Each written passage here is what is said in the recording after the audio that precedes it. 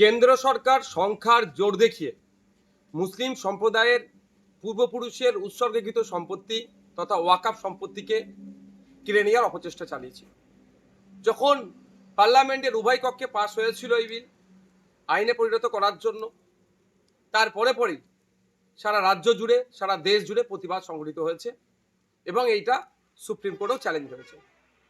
বেশ কিছুদিন ধরে সুপ্রিম কোর্টে মামলা চলে, একাধিক পক্ষের শুনানি হওয়ার পরে আজকে চিফ জাস্টিসের বেঞ্চ একটা অন্তর্বর্তী রায় দিয়েছে।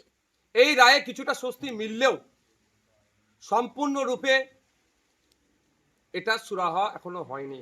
আমি আশা করব চূড়ান্ত রায় যখন আসবে, ওয়াকাফ সংশোধনী আইন যেগুলো সংখ্যালঘু সম্প্রদায়ের মানুষের বিপক্ষে যায়নি, শুধু সংবিধানের একাধিক আর্টিকেলে আঘাত দিয়েছে, সেটা আশা করব চূড়ান্ত রায়ে সেটা পাবো আমরা।